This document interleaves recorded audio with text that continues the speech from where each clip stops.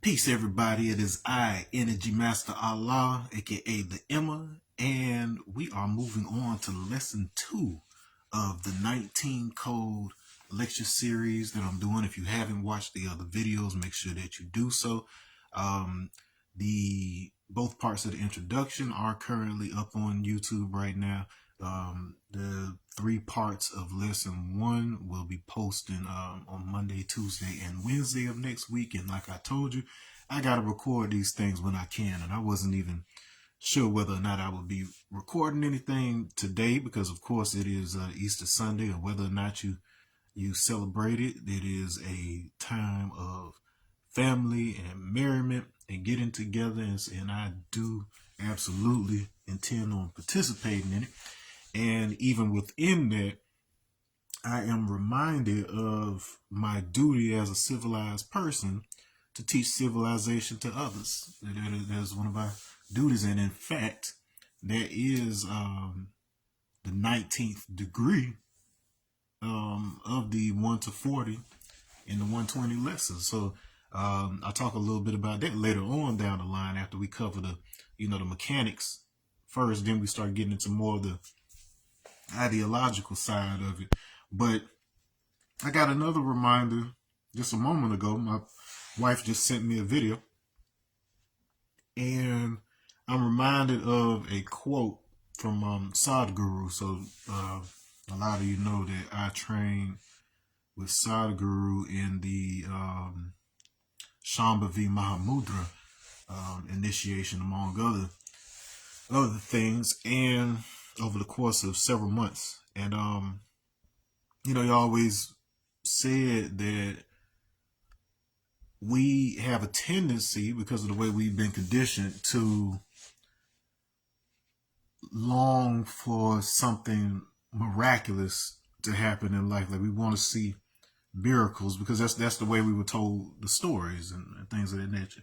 But what we forget to do is to realize that life itself is a miracle. Like how rare it is in this universe, in the confluence of things that has to happen just for life as it is to be able to happen. So sometimes it's just a matter of realizing how miraculous life is. That's the next stage, because obviously people who didn't know how to read, people who were poor and destitute, of course they're going to be impressed with feats that they've never seen anybody else do. Not to diminish those, but on every level of mastery throughout the globe, you learn that there is a level that you achieve after some time where you are able to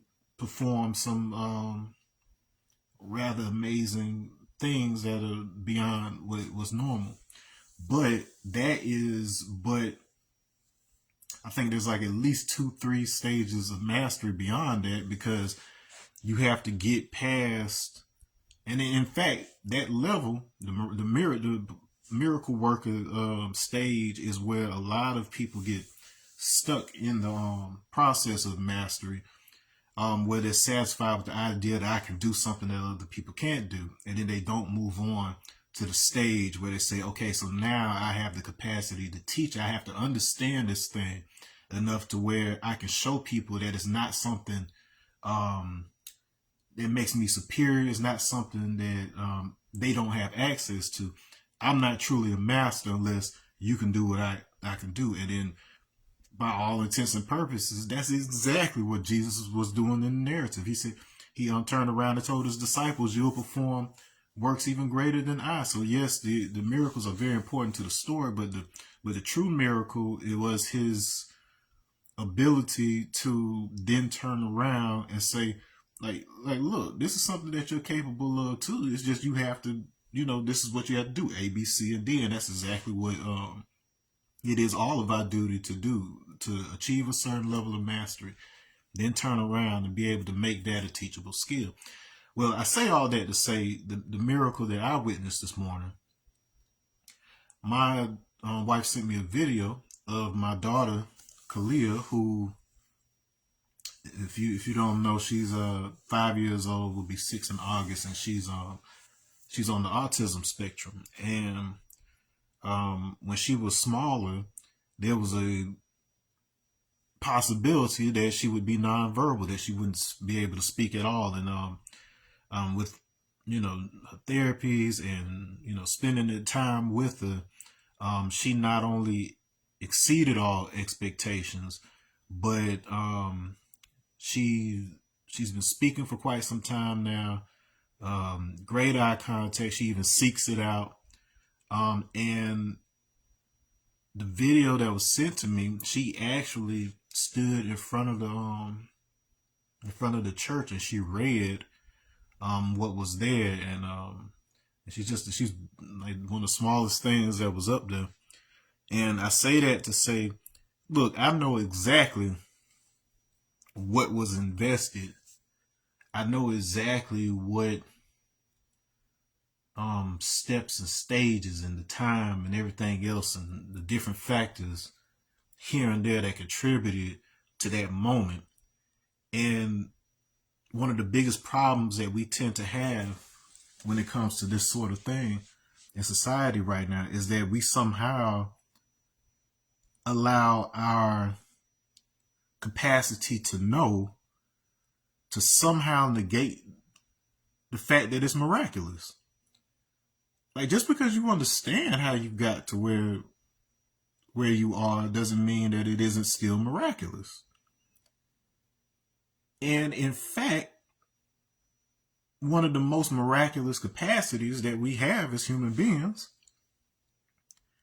is the capacity to know exactly how this thing came together and still not allow that to dampen our capacity to experience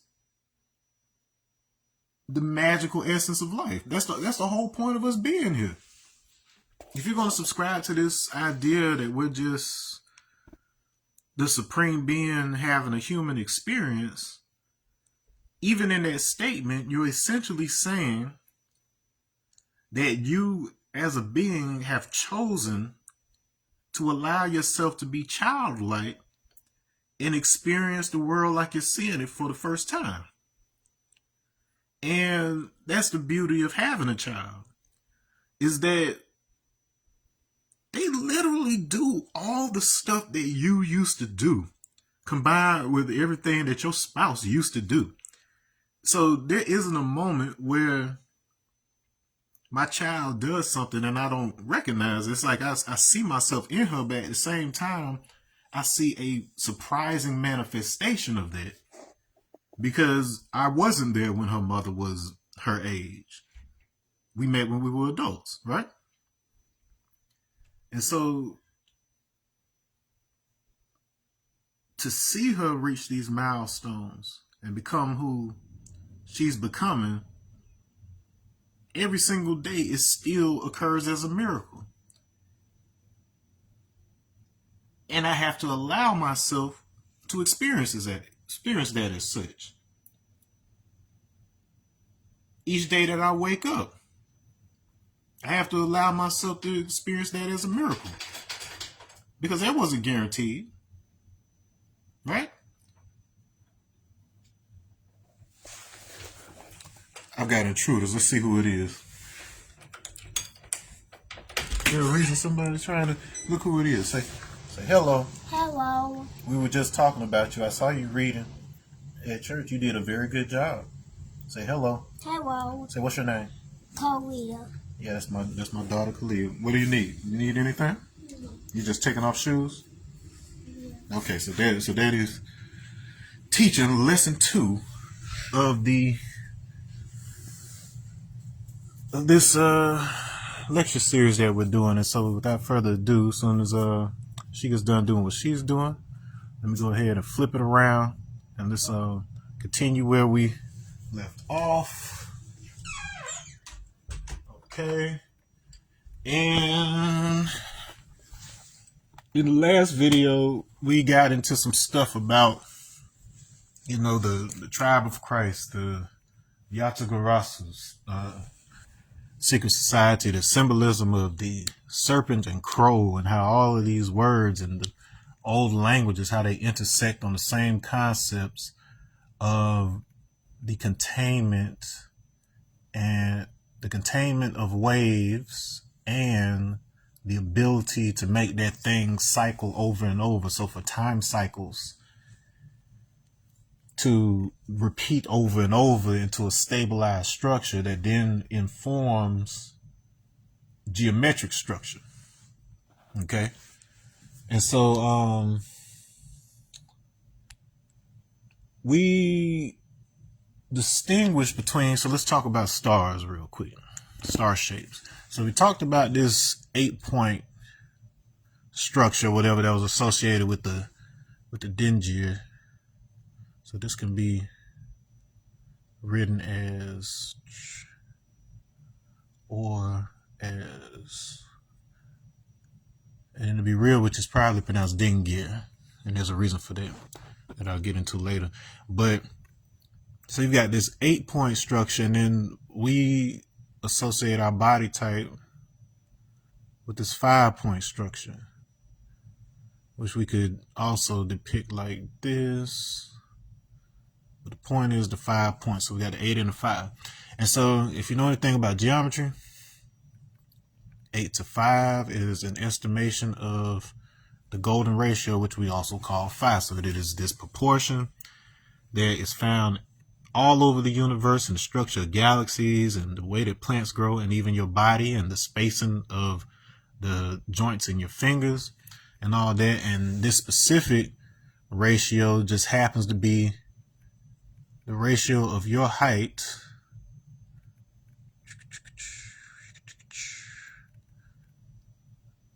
doing doodles. So the ratio of your height when it is divided at the navel. Okay, so your legs are 8 to 5 at the top. All right, proportion of your body. It also happens to be the proportion of Venus's orbit to Earth's orbit. So in the time, so because Venus's orbit is only, its orbit around the sun is only 225 days. Okay. And ours is 365, technically 365 and 1/4. So it's an extra 6 hours every time, days. Because of that, Venus goes around 8 times in the time it takes for us to go 5. So this already tells you that somehow that time cycle is also connected to the geometry of our body. And in that instinct, you would be correct, because what ends up happening is that the way that Venus appears as it moves in the sky, if we were to record it over the course of that 8 years, we would see it make a shape that eventually comes out to be a 5-point star. So that keeps on going, and it basically makes out this pattern that is a 5-pointed star. So this is your evidence that geometry in 3D is a function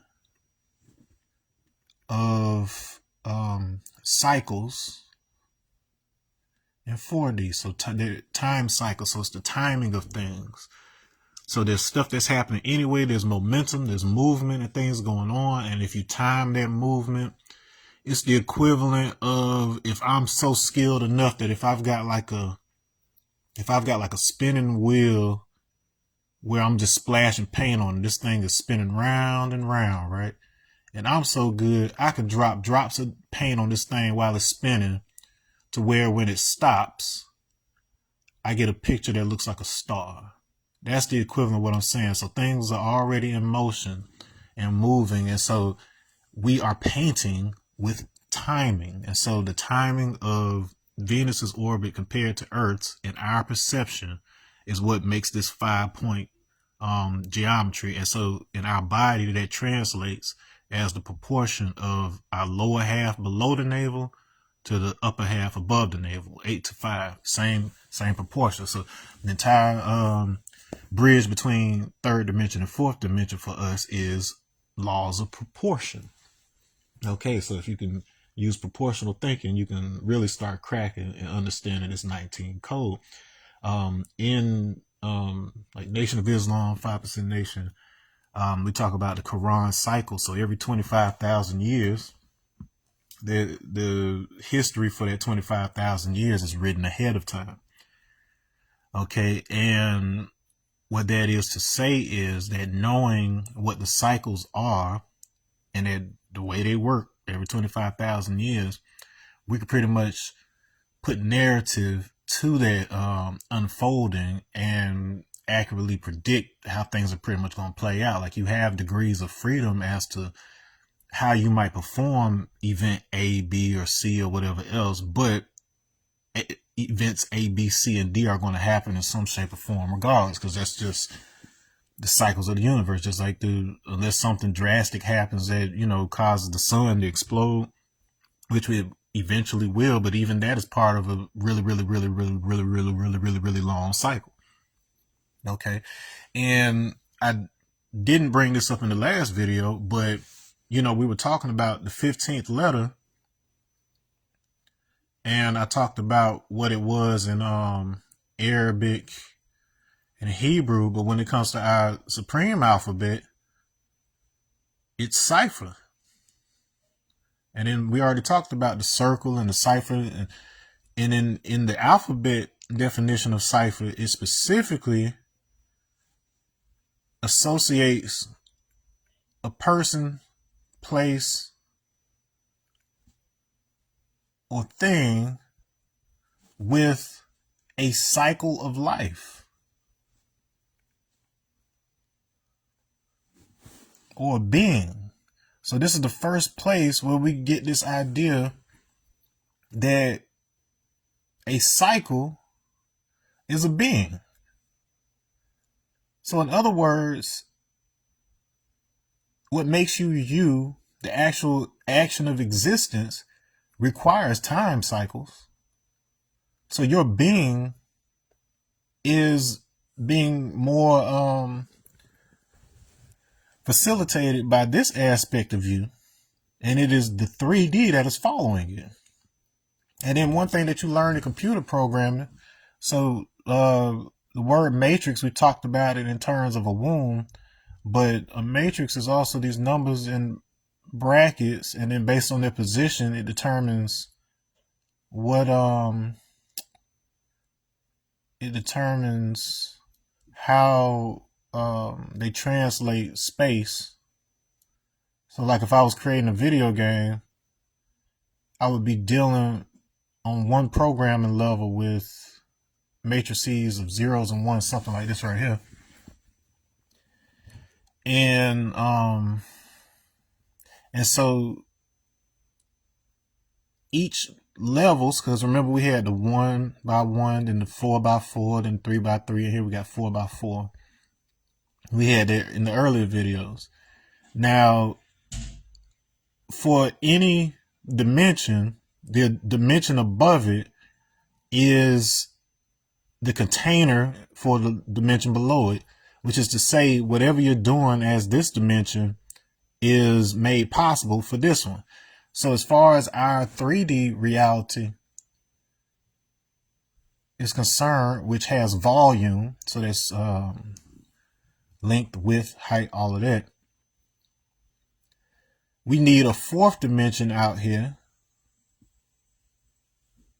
that allows us to have time. So it doesn't matter if we have length, width, height, volume, all of that. We have a body here if we don't have moments of time. So the container for 3D, the box, remember we were using those words, teth and container and all of that in the last video. The container for 3D is 4D.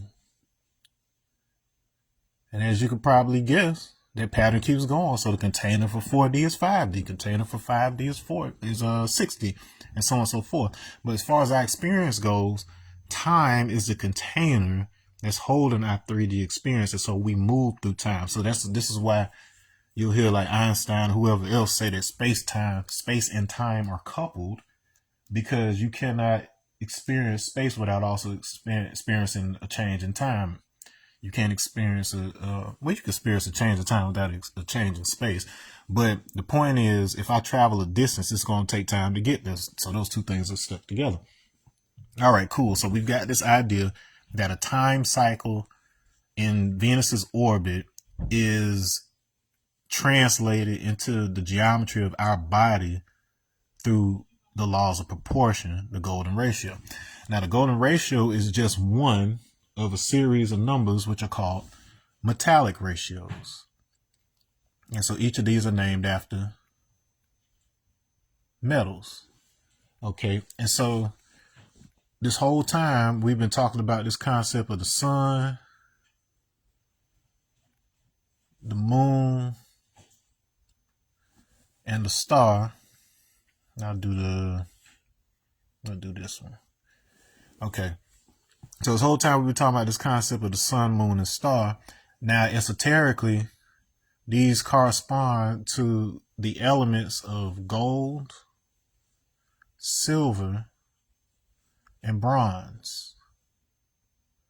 Okay, and likewise, the metallic ratios also follow this pattern. So the actual formula is N plus N squared. For those of y'all just now coming in, if you didn't catch the intro where I was talking about the miracle of not something happening that you don't understand, but the miracle of knowing how something works and still being able to allow yourself to experience it as miraculous. That's why we're doing this. Because if most of your faith and most of your engagement with spirituality in this life is facilitated by willful ignorance in the terms of not seeking out to know what can be known, you're doing yourself a grave disservice, because it takes more faith to know how all of this works and then still be able to say, you know what, this is really an amazing creation, and I understand exactly why it makes sense for us to both be divine on an individual basis, but then be connected through something that is above and beyond all of us as the individual. Like you if you're stuck in a paradigm of it has to be this or this, you're not experiencing freedom unless you can perceive that we are this and that all at the same time. And then you have the capacity to experience it as being neither. That's miraculous in and of itself. That's what self-awareness is. And, something within that I keep on wanting to come back to. And it started up here, but I keep on forgetting. It'll come back to me. But anyways, so this is the actual equation that is generating this fire ratio. So whatever I plug in for N, so N of 1, I plug in 1 for that is what gives us the golden ratio, because that's going to give us 1 plus the square root of N squared plus 4 over 2. Oh, hold on. Make that a 1. So 1 squared plus 4, so that reduces to 1 plus the square root of 5 all over 2. And that is what ends up giving us fire ratio. If I do that, so that's our goal. So fire is our goal, our sun. All right, silver ratio would, now you normally see this in its reduced form, but then expand it out. F of 2. Okay. All right. Hit it over. I'll meet you over there. Okay. All right. Wife, I'm headed over to my wife's parents for Easter supper. When last time you heard that word, supper? And so that means I got to go ahead and finish this part one with y'all. Okay, but I'm not going to rush it. I'll make sure you get what you came for, but then that means I can't dare it along either. Okay, so plugging in 2 for that. So 2 plus the square root of 2 squared plus 4 over 2. So that comes out to 2 plus square root of 8 over 2. And then the reason I wanted to show you that expanded form, because if I reduce this, I can divide 2 into each of these. And then, so remember, so 2 into 2 equals 1. And then remember I told you the square root of 8 is actually 2 times the square root of 2. So that reduces the debt. But once again, in this reduced form, you can't see the relationship with square root of 8. And then I told you what the significance of that was in the previous videos. All right. So now we know, and then the symbol for this is sigma. So silver is the sigma ratio. I honestly can't remember what the symbol was for bronze, but we now know that there is an intimate relationship between the square root of 5 and the golden ratio. And in our first talk, we associated that with orange and the sacral chakra, so the womb, the portal through which you come in. And then here we're talking about square root of 8, which was black, which is a dialogue between 2 throats. So it was the 2 blue. So 2 blue come together, the black. So the conversation between 2 people with the ability to invoke that which is invoked is the etymology for God. Peace, hot flame in the building. Thank you for joining. Trying to go ahead and knock out this lesson before I go over here and eat some veggies and probably some fish and stuff. They're making me some special stuff for Easter dinner, since I don't eat most types of meat.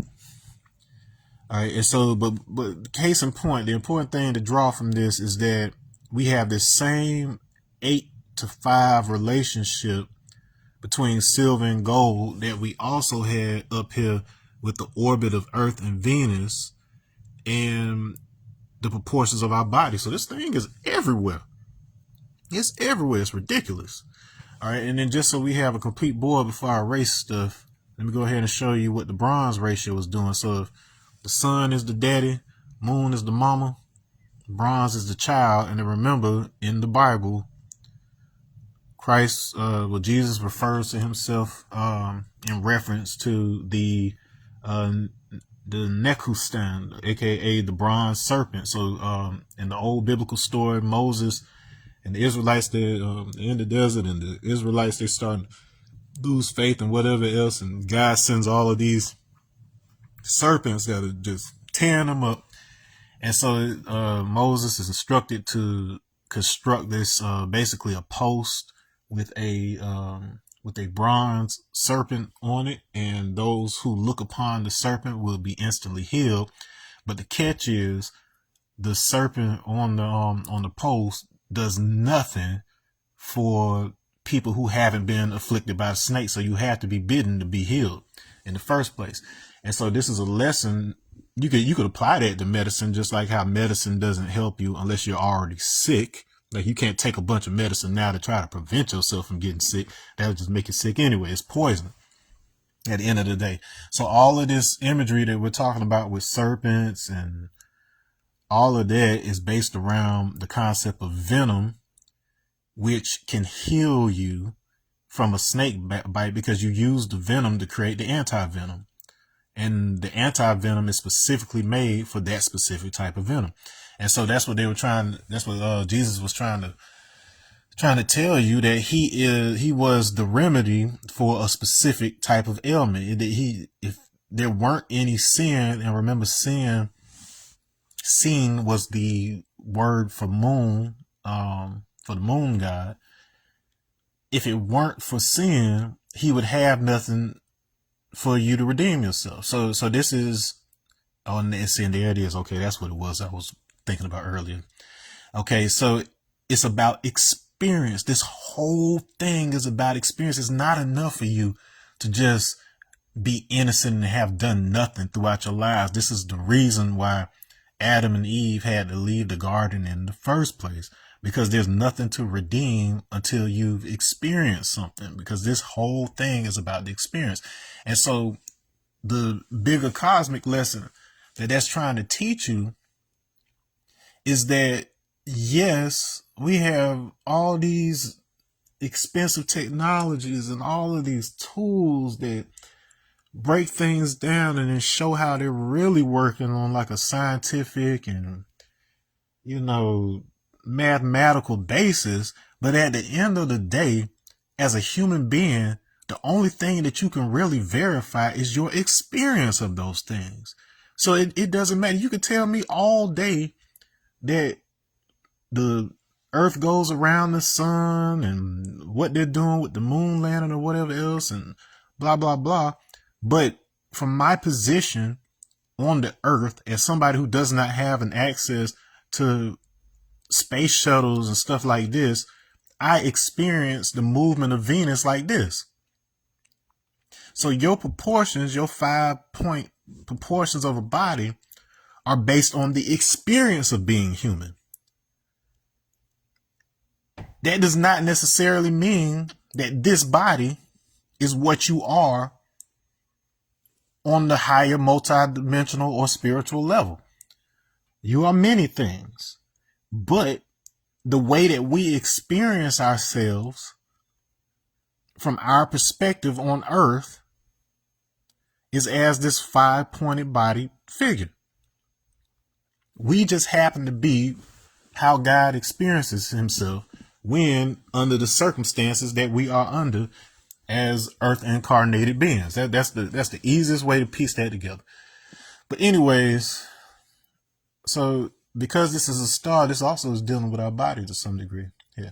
So we got the masculine and the feminine, which is within all of us.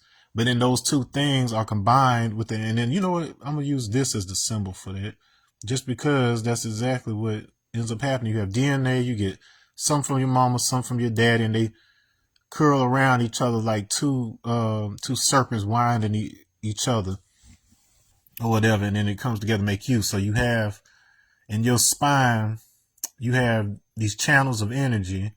You have a masculine and a feminine, and they wind around the spine like this.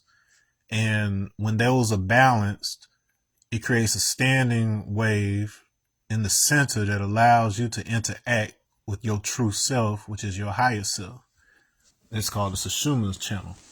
Okay, so anyways, when we plug in 3 for this, square root, so 3 squared plus 4 over 2.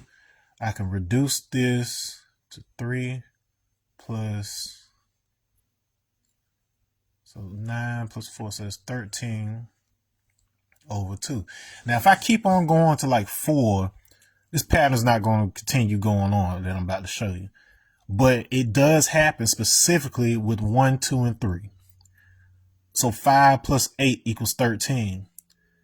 That's part of the Fibonacci sequence. So the Fibonacci sequence is a sequence where I start with 0 and 1, and then the next number is always going to be the sum of the two before it. So in other words, 1 plus 0 is going to give me 1 again.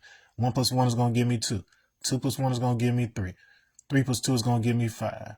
5 plus 3 is going to give me 8. 8 plus 5 is going to give me 13. 13 plus 8 is going to give me 21. I could keep on going forever. But for the purposes of this, we notice that this exact sequence we have when we do f of 1, 2, and 3, we get the square roots of 5, 8, and 13. So we've got 6 values right here that are in perfect order, perfect harmony.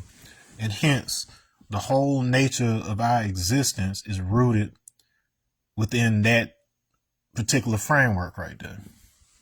Okay. And then we'll get into, so much later, we'll get into the whole concept of the 13 heavens. It's 12, but then the 13th is the container for the 12, just like how I explained that the fourth dimension is the container for the third. But that's something for another day. All right, so at the most, you understand that the sun, moon, and star concept translates into these concepts of proportions and what these proportions are actually communicating. Let me go ahead and make some room on here. Screenshot that if you need to. Okay. What they're actually communicating is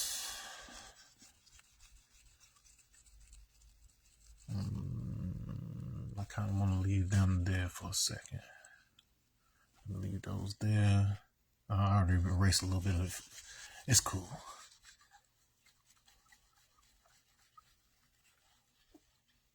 I don't want to erase my top stuff because I use that over and over and over and over while I'm doing this. And that would suck to have to do over and over again. And while I'm doing this, remember, you can always grab your copy of The Leopard in the Mirror, Canticle of the Mutant Guardian, available on Amazon. That's the still kind of intermediate, but as far as this course is concerned, it's kind of like the beginning. It's the entry to these concepts. So I don't have to go back and explain certain stuff because you already got it under your belt. All right, so back into it. So what these things are really communicating is, so the golden ratio is 1.5 squares. And then when we take that 1.5 squares, we got a proportion that if I take this 1.5 squares and I take this and I divide it such that it's 1.5 squares, and then I take this one and I divide it so that it's 1.5 squares, I'm going to get this swirling pattern that keeps going on and on and on like this. So I got one spiral. So that's what we're looking at. We're looking at one spiral. When I move on to the silver ratio, it's basically doing that same thing, but it's doing it in two opposite directions. So we got a spiral that's coming over here, but then I've got the reverse that's happening over here. Okay, so that right there is essentially what you're looking at with the number 8. Okay? Just like technically, if you think about it, if I turn a number 5 to the side, it kind of reminds you of that a little bit. But this is what's necessary in order to experience. So this is what you need in order to be able to experience the concept of I and me. And remember, the Hebrew Yod, the 10th letter, it meant both hand and I, me. So that it also means spirit, all encompassed by the Igbo word Aka. All right, so the one spirit, so your experience of everything is one. Your experience of space is everything is one. This is why everything appears to have the golden ratio in it, because we're all one in the sense of shared proportion. Not all in one is having to be the same thing. Well, if that has to do with the masculine, it has to do with the sun. The moon, the feminine, is what allows us to have the experience of you. So this is the man, this is the woman. So this whole concept of Adam and Eve and all of that, whatever, this is essentially what it's describing. And so the concept of the you, remember we had the Pascal's triangle, aka Meroprostara. The top value was the 1, and then it splits into the 2. This is exactly what that's describing. So it's going from this 1 dimension, was going from 0 dimension to 1 dimension. So you need 2 just to have 1 dimension, because it's the connection between two things. It's called relationship. So when I manifest the concept of a you, and we also have this word, this fancy word you can put in your back pocket, chirality, which is the thing that allows you to go from having hand to having hands. So your hands, they're a physical reflection of each other that doesn't require a mirror in between you. And that's profound, because now that we have these 3 ones, remember that our 111 symbolized the Hebrew letter Aleph, which the Arabic of the Alif means Allah. And then Allah was arm, leg, arm, head, which is the way your body is made. Arm, leg, arm, head. You see what happens when you take away all that religious hatred and trying to force your belief on somebody else. You start seeing what actually makes sense. So you got the divide down the middle. And so right now we're only talking about what's happening within you, the masculine and the feminine. So you've got a sense of unity of you, that you feel this, your whole body is you, your whole existence is you. Then you've got this concept of separation where you can clearly look down the center of your body and see that your left hand isn't exactly like your right hand, because one thumb points to the left, the other points to the right, but they are exact reflections of each other in that sense. So that's called chirality.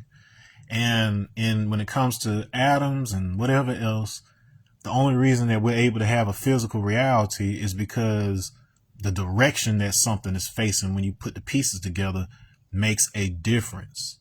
Just like I draw a line, I put a circle on this side, versus if I draw a line and I put a circle on this side, that's the difference between it being a letter B versus a letter D. Peace. I see DJ Serm in the building. Trying to make a trip up to Tallahassee sometime. People already tell me I got a place to stay and whatever else. I don't even know if I'm gonna be able to make it up for the Funk Fest, but if I don't make it this year, I'm gonna make it next year and I'm gonna holler at y'all. But anyways, the B and the D. All right, so those are chiral. So depending on which way this is facing, it determines the entirety of what that's going to come out meaning. Now let's talk about the baby. So the bronze ratio is essentially that thing right here happening, such that we've got what the daddy wants to happen, we've got what the mama got going on, and then we've got what the child has going on. So we have this saying that, so 1, 2, 3, there's knowledge, wisdom, understanding. We say that knowledge and understanding are alike. So if knowledge and understanding, so that means the father and the child are alike. That's where we get our 13 from the previous board. Okay? So you see this math is mathing, y'all. Or whatever, but it doesn't mean that you are, I put it this way. The child gets his physicality from the mother, but the blueprint that allows the mother's genetic material to be arranged in the first place into that 5-point star. So you go from being the little point, the little seed, in order to being this, that comes from the father. So in that regard, you are alike. This is why a sun is itself a star. However, because of the effect that the sun has on the earth, remember the moon is the woman, but when a woman is with child, we call that the earth. Okay, so now we done impregnated our moon and made her earth. Okay, so so how the sun acts on the surface of the planet causes it to create a shield. So we have something called ionosphere. Ion plus sphere. We know the sphere is a ball. Ions are charged particles. So we've got this shield. It's almost like a skin in the atmosphere that when the sun is shining during the daytime, it becomes, it thickens and it becomes like a dome. So that's why we see the blue. Remember that was related to square root of 2. But when the sun moves out of the way, so, and then let me back up. Remember, you can only see one star when the sky is blue, and that is the sun. But when the sun moves out the way, when the star that's closest to us moves out the way, we get to see all the stars, and then that's the black. Okay, And then the black was associated with this square root of 8, which is why we also can see the moon at that time. So we see the moon and the star instead of just the sun. That is all Islam is, y'all. Like I hate to be reductionist in that way, but that is essentially the foundation of everything that Abraham used in order to come to the conclusion that there was one God, one intelligence that was informing all of it. And we made a great mess of dividing this into a bazillion pieces and fighting over those pieces. But this is essentially what he was putting forth. And the whole purpose of Islam coming as the third. So you had the Hebrew, which was the one that everybody was. Then you had the divide to where you had the Christians rivaling what was going on with the Jews and so on and so forth, even though they were all technically Jews. The third, the child, came along, which was Islam, the purpose of which was to show that these guys and these guys came from the same place, that they were all serving the same one God. But naturally, due to empire reasons and capitalist reasons or whatever else, this fell into the same trap as a lot of them in a lot of ways. Whereas it was supposed to be bringing everybody together, it just ended up becoming yet another adversary. And that is what we are trying to repair in our understanding now, so that we can become the people who are making the policies and making the choices and doing the things with the mind of understanding how this stuff got that way in the first place. Okay, you can't fix a problem unless you know how it got that way in the first place. This is why we're doing this. And why I see fit to be doing this when I could be headed over there to eat fish and greens and stuff right now. They'll be there, but it is my duty to make sure that you have this. All right, so now we understand these proportions and these ratios. Now we have been dealing primarily with the moon and the star, and the part that we probably don't get enough of is the feminine half of this conversation, because everything in our society is dominated by the masculine side of the teachings or whatever. And so if you understand what's going on with the feminine side of it, what's actually happening with your physicality and those things that we have been scared off from and been made taboo, if you understand how those two fit together, you realize that a lot of things that we demonize actually have their roots in a checks and balances system that keeps the masculine side from getting too crazy and overtaking everything and going to war and doing all that crazy shit that's going on right now. So this is exactly why we are doing this. Okay, so with that moon, with that association with the 8, with that association with the square root of 8, naturally, it also associates us with 8-sided geometry in the form of the octagon. So if you are a Kung Fu fan, you probably already know that the octagon is important with regards to the 8 trigrams, the bagua. All right.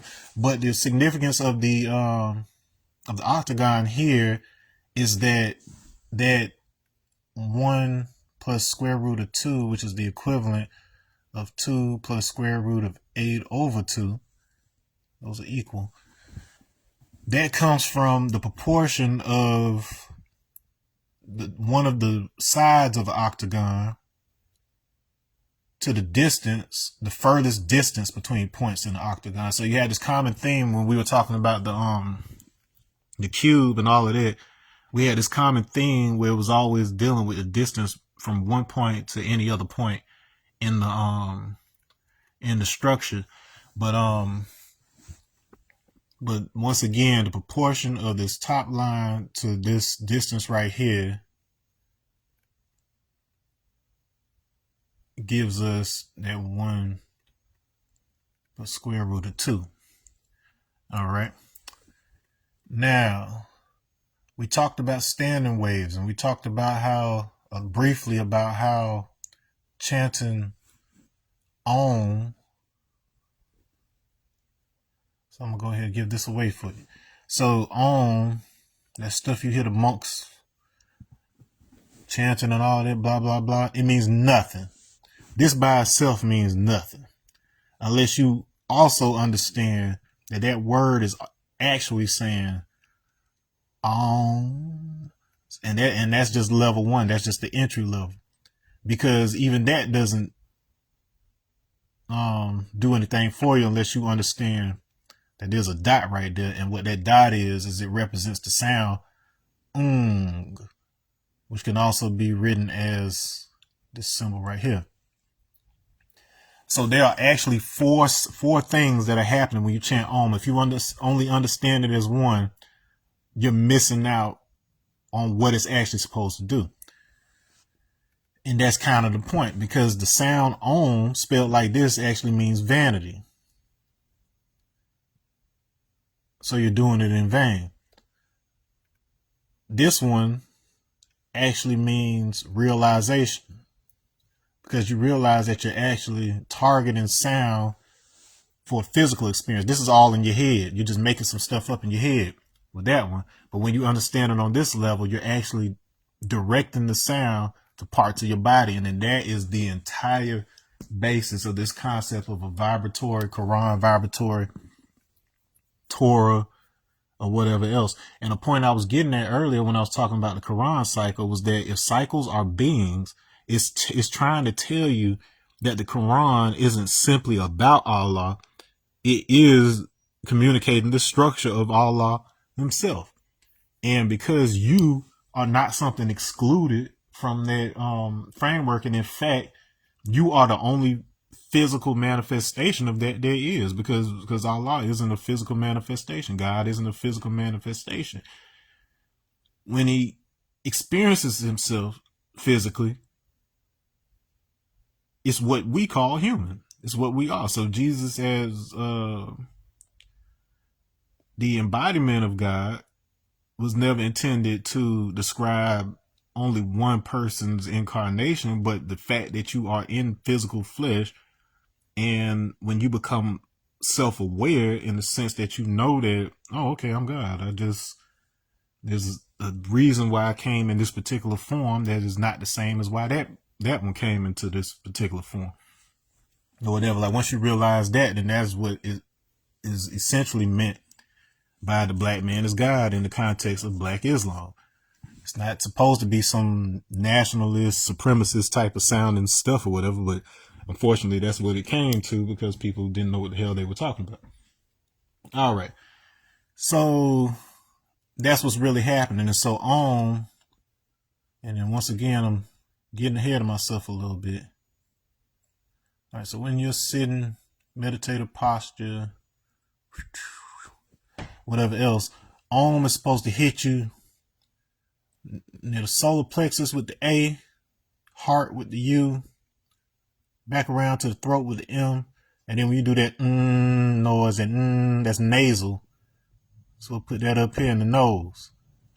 Okay, so you're actually going Om, because you're supposed to be rattling the center of your brain so that it coordinates those two hemispheres. Because remember, the 8, the moon, she is how we experience things separately. But then when we're chanting that Om, it's bringing everything to the center.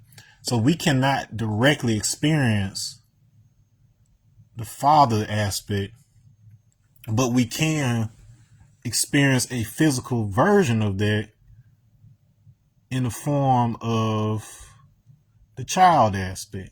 So that is the whole point of the story of Jesus, is that you cannot experience the Father directly. So this is why we have both a physical body and a spiritual experience through a soul or whatever.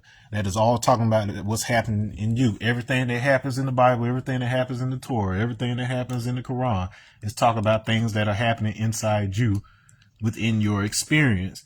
But we project those things out into the outside world. So yes, events and actual people tend to take on those roles of that movie that is written within you. So if you can understand that it's both at the same time, you can better predict what's happening in the outside world. Okay, so of these three, I also told you that the you, the heart, the hearer, is associated with Vishnu, and Vishnu is famous for his avatar. So he has 10 avatars, which represents different stages of humanity. Started off with the fish that warned somebody about the flood. So many years before we had a Noah flood narrative, you had the one of Vishnu's first avatar, and then he goes through all of these stages, and then eventually you get like the first human-like stage, which is a dwarf. And dwarves are important to this conversation, so we'll come back to that later. And then they start becoming regular-sized men. And then that's where we start getting like the more famous guys like Rama. Then, who was the seventh, by the way. Then we get to Krishna, who was eighth. But originally, so instead of this going to Buddha for the ninth, which is actually a trap for those who aren't ready, but I get into that. Originally, you also had Krishna's brother, Balarama, in here. And Balarama is essentially what we're talking about with this 19 code, because it basically represents the physical incarnation of the word, of the primordial Torah, the primordial Quran. All of that is essentially what Balarama is supposed to be represented. And then just to kind of give some context to what they represent in terms of human social development, Rama is rigid structure, rigid rules. It's the old laws, the written laws. And then what happens is Krishna is essentially a politician who recognizes that the written law has become corrupted. And this is why he has so many parallels with Jesus. And then what happens is Buddhism is entirely designed for people who have benefited from taking advantage of others in capitalism and politics. And so Buddhism is a way of penance from that, so that you, as somebody who has experienced riches, now goes to the other extreme and experiences what it's like to have nothing. So that's a necessary checks and balances for that person. Now, if you somebody who ain't never had nothing and you have renunciated from your participation in the politics or the capitalism, whatever else, your body starts to enter the position in which you are more sensitive to the vibrations of the universe and are then able to read directly from the vibratory Quran, from the vibratory Bible, the vibratory Torah, whatever you want to call it. It all just means knowledge. So from the vibratory knowledge from which all knowledge springs forth, you're more in tune with that. So that is what this is. So if you're prepared for it at this stage, you go this route. If not, you go this route. What inevitably happens is, with the Buddha stage, because of imperialism, you'll have people who take advantage of it and then use it to take advantage of others. So same thing happens with Christianity. Same thing happens with Islam, where it becomes something commercial and it becomes something that is used to justify conquering other people and whatever else. That's essentially what the stage happens. And so it inevitably brings about the 10th stage, which is Kalki. And Kalki is the destroyer. So he's the one that basically comes and tears the whole system down and resets it. And we go back to the first stage, which was Fishy stage up here.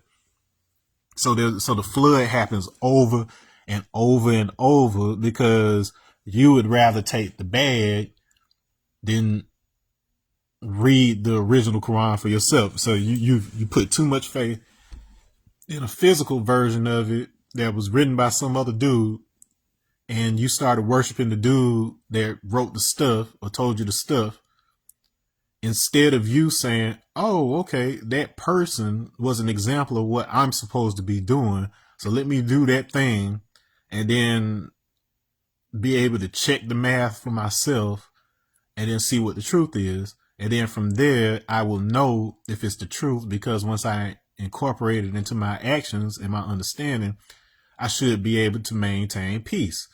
So if things start moving toward war, we start moving toward the Kalki, and then we are in danger of resetting back to having a flood.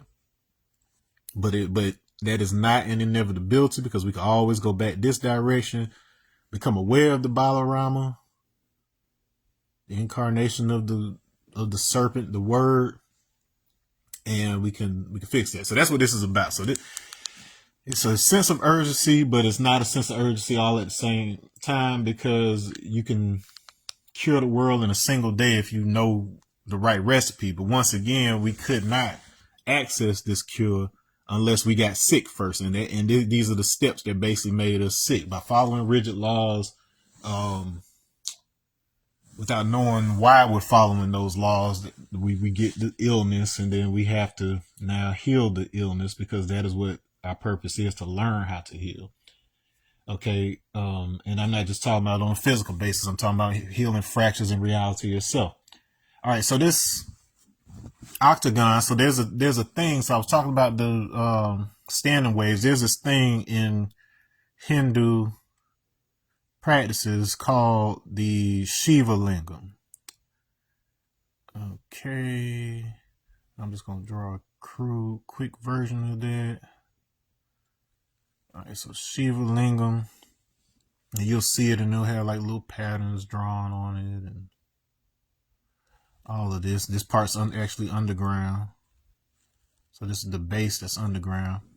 And then you have this part that kind of like catches water. You may see water running from it or whatever else. They pour water over here, and it pours out of right here. Okay, so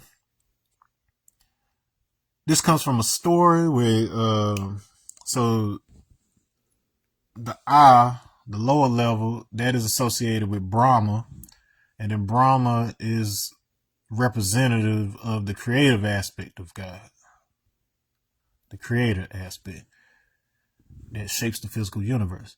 Vishnu was the sustainer, the one that keeps it from automatically destroying itself, keeps the universe in existence long enough for you to experience it.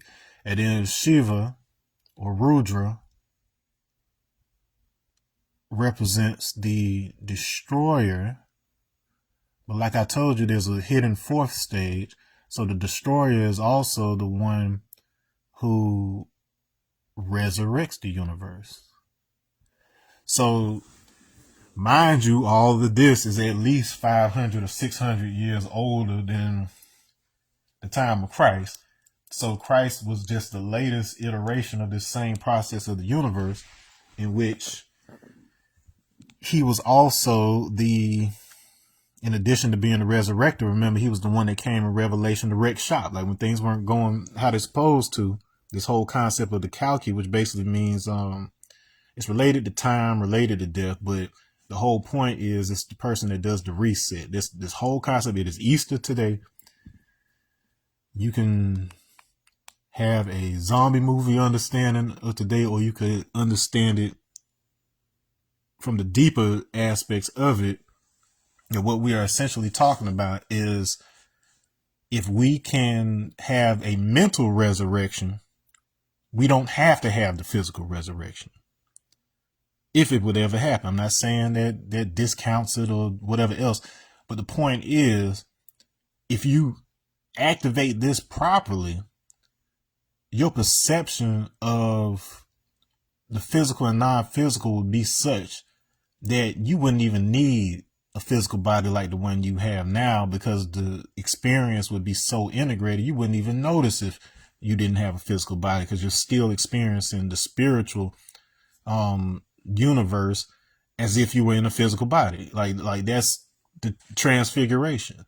You know, it's all in there, but like I said, unless I put together the pieces, and unless you put together the pieces, it's always going to sound like some zombie movie stuff instead of what it's actually intended to try to teach you.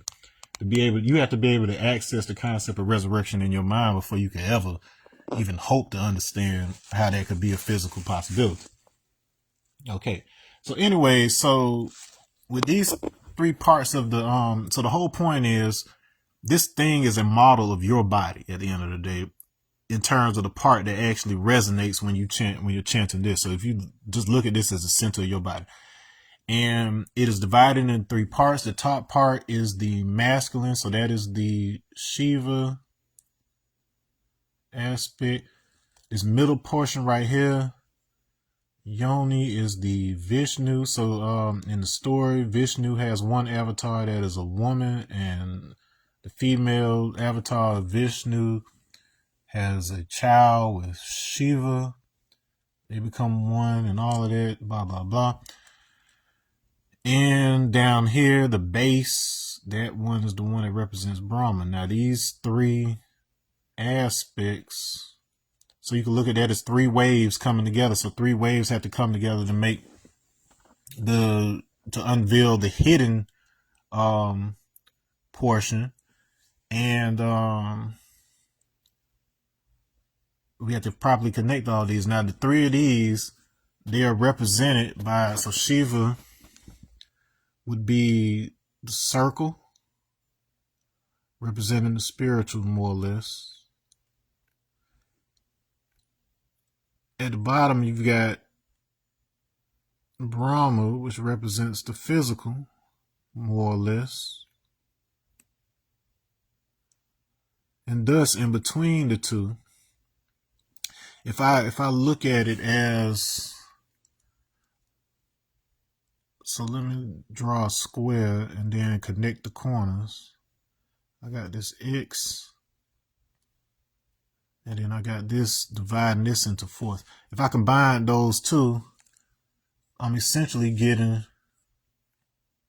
these 8 points, right? I got the X and I got the cross. That's Christ and St. Andrew. So that's, I ain't even gonna get too deep into that, but conceptually, you keep on seeing these same motifs because St. Andrew, the first disciple of Jesus, was crucified on a cross that was turned X-wise. And so that's what it's saying. When I turn this not up 45 degrees, that's the equivalent of consecrating. So it's becoming pure, it's becoming clear. So the concept of clear, so what this is a representation of clarification. Okay, let me go ahead and turn that into an octagon for you. Consecration is essentially the process of purifying one's understanding of things. This mirrors what's called the Dharma wheel, which represents what your duty is in this life as a soul who has incarnated in physical form. So your heart is what holds your Dharma, and your Dharma manifests as an actual entity that for you is not a separate God, but it is the spark of the divine that comes directly for God. So it's the representation of God that has your image. So you're made in the image of God. You will only ever interface with a version of God that is your image. You will only ever see yourself. So what this person over here, what their mission is, has nothing to do with yours. You can collaborate or whatever else. But at the end of the day, it's about your experience of God more so than it is trying to understand the underlying mechanism of what God is. The more you understand about what God is, the more it enriches your personal relationship. But at the end of the day, there is no separation between you and that divine aspect of you. But there are parts of you that you aren't ready to control. Because like the example I gave in the previous example, remember Vishnu is associated with the heart. If you had to control your heartbeat yourself, you get distracted on social media or something and forget to beat your heart and you would die. So this is why you have a spiritual double that is part of your soul that you can consult with in order to know some of the higher things. But anyway, so this shape then is Vishnu. Okay. And so I just divide into 4. Now, if you look at that, and then this might be the last thing I hit you with before I go on a break. And then we go into the higher dimensional aspects of what this is. But I want you to notice, so that 8, when I put that cross in it, I divided it into 2, 1, 2, 3, 4, 5. So I got 4 shapes that have 5 points. If I would have kept going past the bronze ratio to the next stage, which had 4, it would have had the square root of 20 show up. And so 5 times 4 is 20. You got 5 fingers on each hand, and then you got 5 toes on each foot. That's your 20. Okay, and so all of those, your limbs, your aka, your limbs, your branches are an extension of the heart. So the joints, so you got 12 major joints that radiate out from the heart. And then you can look at the center point, the heart, being the 13th. So that's where that 13 came in earlier. Okay, but the important thing I want you to see about this is, if I take that shape, so I'm going to turn my octagon sideways so it's got a point at the top. That's the easiest way that you're going to be able to see this.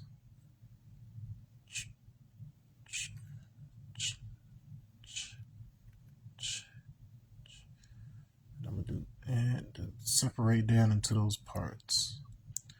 Okay, not perfect, but it'll serve its purpose. Okay, so if I remove one of these, such that I've got something like this right here,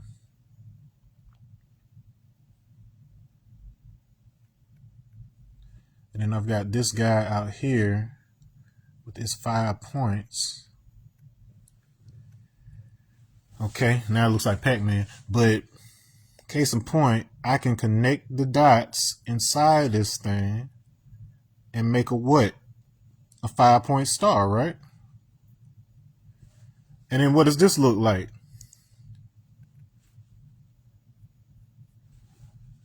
That is your moon and star.